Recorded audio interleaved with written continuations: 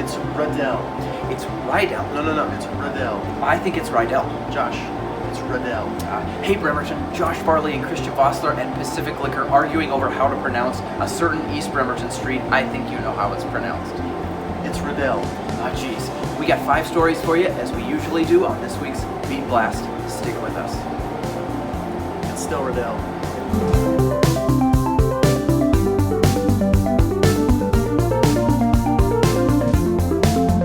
Welcome back to this edition of the Bremerton Beat Blast, sponsored by the Admiral Theater. Today we have some local secrets to share with you to get your new year started off on the right foot. Can you smell that, Christian? Yes, I can. It's good Indian food, and it's right here in Pacific Liquor. It's a family that's from northern India. They immigrated here, and you just got to try the place. So we specialize in North Indian cuisine mostly. Our food is more like home-style cooking, something that you would find in a traditional Indian household. So yeah, I think it would be like a little Bremerton secret, and I've been coming here maybe since they opened, and you wouldn't really expect that a liquor store would actually have hands-on food that you can buy hot and ready. Story number 2. Over the weekend, the Union Hill neighborhood was peppered with flyers from a white supremacist group. Now the neighbors quickly rallied on Sunday morning to dispose of all the flyers and clean up their neighborhood. The group, which has hit other Puget Sound cities as well, distributed a Better Dead Than Red flyer, complete with an arrow through a sickle, appearing to tap into anti-communist sentiment. But peer a little deeper into the organization and the message becomes far more hateful. The Anti-Defamation League says the Patriot Front espouses racism, anti-Semitism, and intolerance under the guise of, quote, preserving the ethnic and cultural origins of their European ancestors.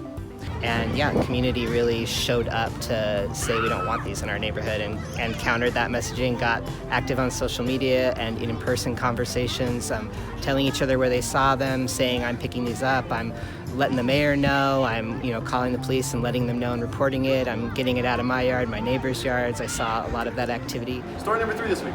Flashback to September 9th, 1992. That's when Marilyn Hickey was killed inside her home on the 400 block of Chester Avenue. Police recently used DNA to break open the cold case.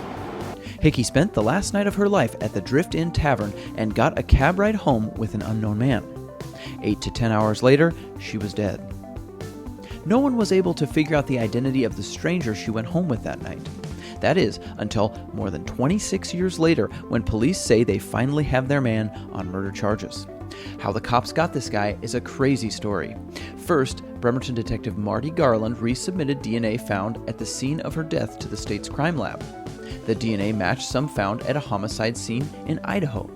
A detective there worked with Garland to try and find the matching names in the case file of both crimes, and Miller's was found. So police waited to get some of his DNA, taking up a discarded cigarette butt. And sure enough, the DNA matched. Story number 4 this week. Who says there isn't free parking in downtown Bremerton? A recent change to one of the city's parking garages at 4th and Washington now lets you park there for free from 5 p.m. to 2 a.m. Mayor Greg Wheeler hopes that this change, in losing some revenue for the city, will ultimately help connect more people with downtown businesses. You know, it's time to start promoting this life that we have after 5 o'clock downtown. There's a lot of things to do, a lot of things happening, and it's going to help our local small businesses. We think it's just a part of what's coming our way, which is going to be more activity downtown. We're going to be a part of the helping to promote that. Story number 5 this week. The Puget Sound Naval Shipyard is hiring. 750 entry-level positions are just about to be launched, and you can start applying for them between this Thursday to the following Monday. The jobs pay between $16 and $22 an hour and come with health benefits, retirement plans, and training. The Shipyard is Kitsap County's largest employer, with more than 14,000 positions. That's at or above as many have worked at the shipyard for more than 60 years, dating back to the Korean War.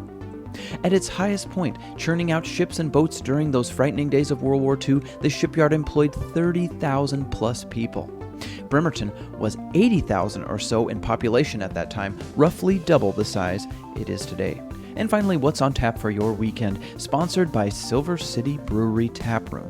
This Friday, the Portland Cello Project comes to the Admiral Theater with a rather unique concert. They're going to perform Radiohead's famed OK Computer album along with other songs.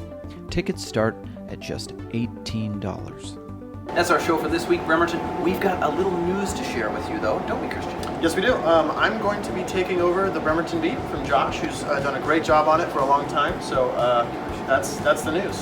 All right, and I'm going to cover the Navy and military, but we're not going to change the beat blast. The format will largely be the same, and Christian and I are going to work together, as well as the entire Kitsap Sun staff, as we work to bring you the best news on the Kitsap Peninsula. Special thanks to our sponsors, as always, and most especially you at home who subscribe to the Kitsap Sun.